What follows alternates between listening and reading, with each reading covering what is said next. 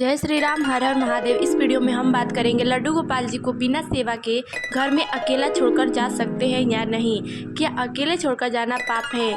इस वीडियो में उनकी सेवा से जुड़ी संपूर्ण जानकारी हम देंगे, तो वीडियो में एंड तक बने रहिएगा। प्रतिदिन अपने घर में लड्डू गोपाल की सेवा से घर में सुख शांति व समृद्धि का वास होता है। लड्डू गोपाल जी बालक के रूप में होते हैं, इसीलिए उनकी सेवा बालक के रूप में ही की जाती है।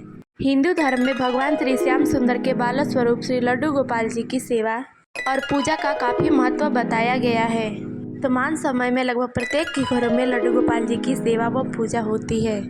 एक छोटे से बच्चे की तरह ही उनको प्रतिदिन स्नान कराना, भोग लगाना, उनका श्रृंगार करना इत्यादि बड़ी श्रद्धा भाव से उनकी सेवा की जाती है। साथ ही उनकी पूजा में, उनकी सेवा में शुद्धता का भी काफ़ी ध्यान रखा जाता है।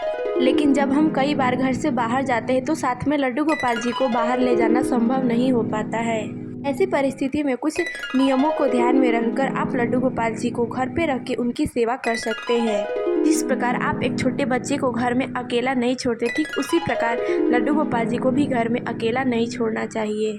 लेकिन कुछ कारणवश अगर आपको लड्डू गोपाल जी को घर में अकेले छोड़ना पड़े तो इसके लिए शास्त्र में कुछ नियम बताए गए हैं जो कि आपको जरूर अपनाना चाहिए। आइए जानते हैं इन नियमों के बारे में, जिससे हम लड्डू गोपाल जी को घर पर छोड़ के उनकी सेवा किस प्रकार से करके जा सकते हैं।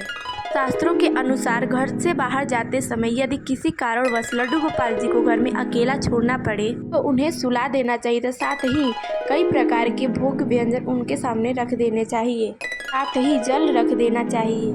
जल में और भोग में तुलसी पत्र अवश्य डाल देना चाहिए। ऐसा माना जाता है कि भगवान श्री श्याम सुंदर को ठाकुर जी को तुलसी पत्र अत्यंत ही प्रिय है। साथ ही जब हम भोग में उनको तुलसी पत्र मिलाकर भोग लगाते हैं, प्रसाद पवाते हैं, तो वो भोग पवित्र हो जाता है।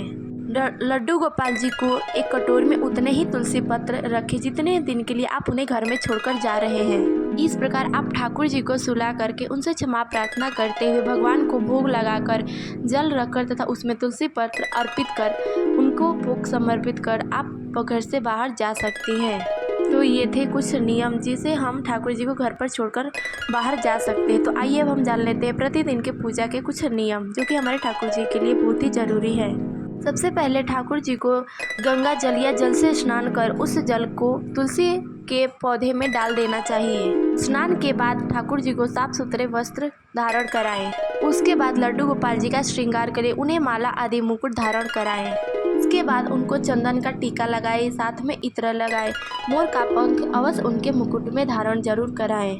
इसके बाद आप ठाकुर जी को भोग अर्पित कर उनकी आरती करें। ये सारे काम आपको राधा नाम जपते हुए ही करना है, जिससे ठाकुर जी आपसे अति शीघ्र प्रसन्न हो, आपकी सेवा स्वीकार करें। आरती करने के कुछ समय पश्चात आप आचमन कर भोग प्रसाद स्वरूप ग्रहण कर सकते हैं। इस वीडियो में बस इतना ही। मिलते हैं अगले वीडियो में, तब तक के लिए जय श्री राम, हर हर महादेव।